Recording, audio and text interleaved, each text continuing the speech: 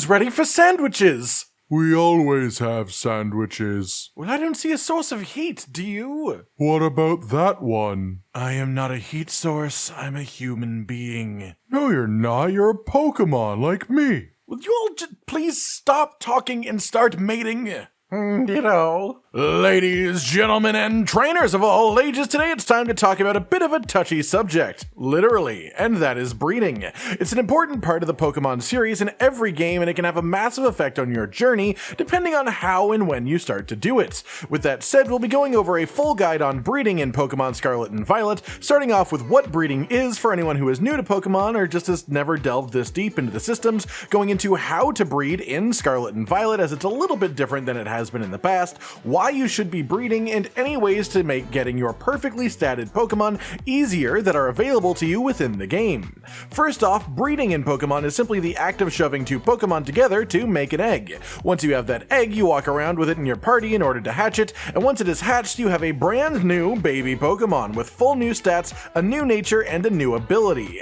That may sound like you are just sort of pulling Pokemon out of a hat and hoping to get one that is built well, but there are of course plenty of ways to play the system in your favor and make it so each baby is far more likely to give you what you want. And because of this, the system is much easier to take advantage of than, say, just repeatedly capturing your desired Pokemon out in the wild until it turns out perfect. So, how do you breed Pokemon then? In previous games this was based around daycares, but those don't exist anymore within Scarlet and Violet. Now it is all honed in on the picnic function. When you host a picnic, you'll throw all of your Pokemon out in front of you, and if any of the Pokemon in your current party are compatible, you'll get an egg. By compatible, what I mean specifically is if they share the same egg group and one is male and the other is female. Egg groups can be found in the Pokedex, but if you are looking into breeding properly, you'll probably want to look these up online, either on Cerebi or Bulbapedia, as this will list all of the Pokemon within a specific egg group so you know what you're looking for. Alternatively, if you have a Ditto, they can breed with pretty much any Pokemon within the game,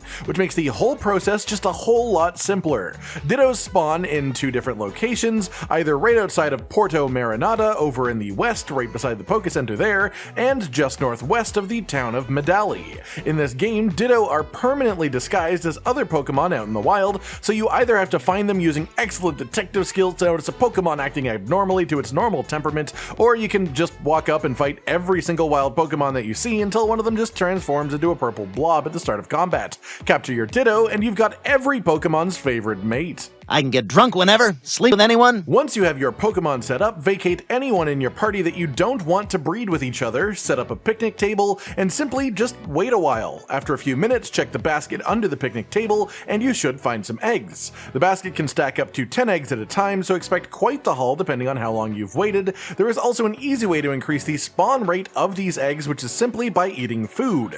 One of the statuses, the buffs that you get from eating food, is called Egg Power, and the higher the level of this skill when you eat, the faster your eggs will spawn into the basket. Eating food lasts for 30 minutes, so you just eat for egg power and sit at your picnic table for about half an hour, checking your egg basket every few minutes. Once you have your eggs, in order to hatch them, you must have them in your party and simply do a lot of movement. This can be as simple as zooming back and forth on your mount for a while, and you can even speed this process up by having one member of your party not be an egg, but instead a Pokemon with the skill Flame Body. This ability has effects in combat, of course, but it also has an out-of-combat effect that simply reduces the amount of movement required to hatch an egg by 50%, which of course is a significant speed increase to the breeding process. The easiest Pokemon to find with this ability is probably Charcadet, who you are probably looking for already, but alternatively a Fletchling will also have a 50% chance of spawning with the ability, and so will Larvesta. Once you have your party set up with one Flame Body wielding Pokemon and 5 eggs, just go for a short ride on your Legendary and they'll start hatching back to back, each with a brand new Pokemon for you to use.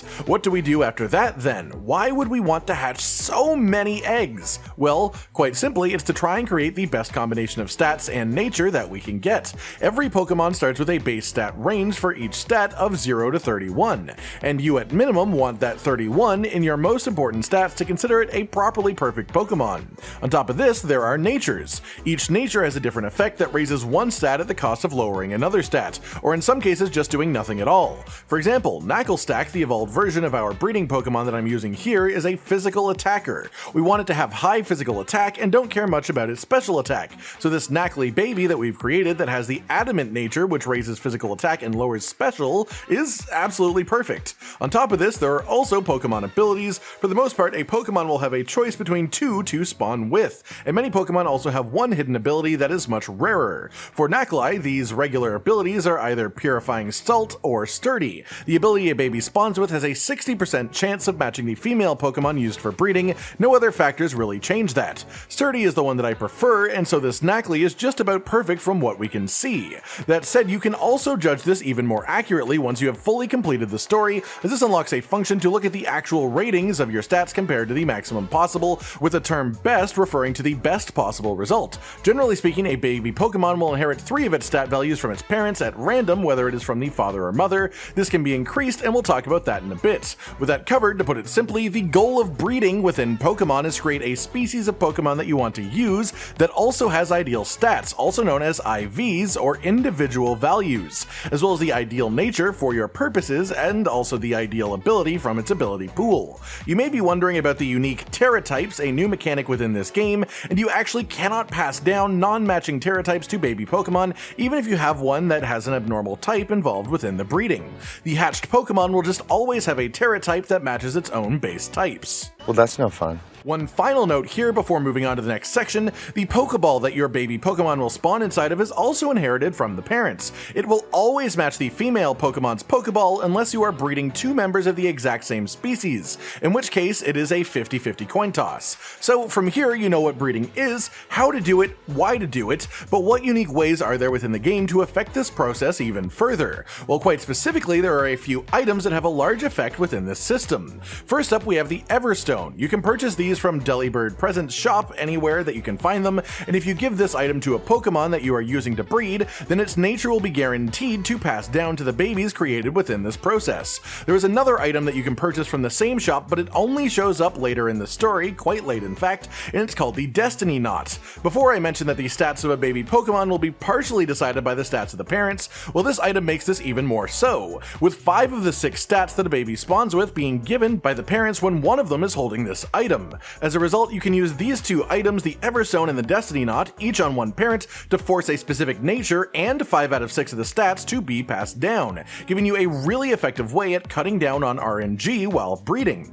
One vital item from the Delibird Present shops are the power items. Each of these, when held, reduces a Pokemon's speed within battle, while also raising one specific stat's growth rate when leveling. However, they also have a secondary effect when you are breeding. When the stats are decided for a baby Pokemon, it is chosen at random which will come from the father and which will come from the mother, and then which one is just sort of completely RNG. But if one of the Pokemon is holding one of these power items, it will be guaranteed to pass down that specific stat that it affects. For example, the Power Bracer affects attack, and so if one of the parents is holding this while breeding, the baby will be guaranteed to have that parent's attack stat. Then one final thing to cover, you can change a single Pokemon's IVs and nature with Hyper Training, which you do with bottle cap items that you get from Terra raids. While this can help you make one Pokemon more ideal for use, it does not affect the babies created from breeding these Pokemon. It will always revert to the base IVs and nature for the calculations within this process. That just about does it then. This has been a full guide on breeding in Pokemon Scarlet and Violet,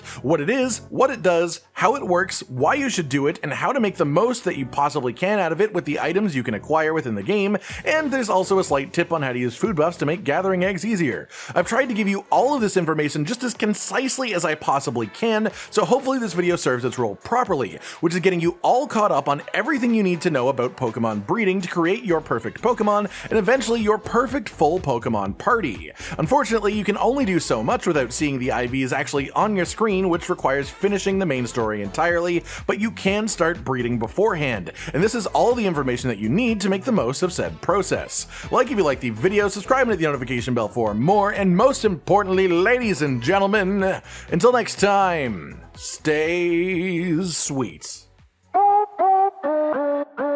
Josh, Cotton, and Hollow with the videos, dropping the humor like a hammer on your tippy toes, bringing entertainment on a daily arrangement to take our insanity and turn it into entertainment. Yes, I said entertainment twice, to reiterate that it is nice to look into your faces on a mostly daily basis when you let us in your homes to make the whole world a stage.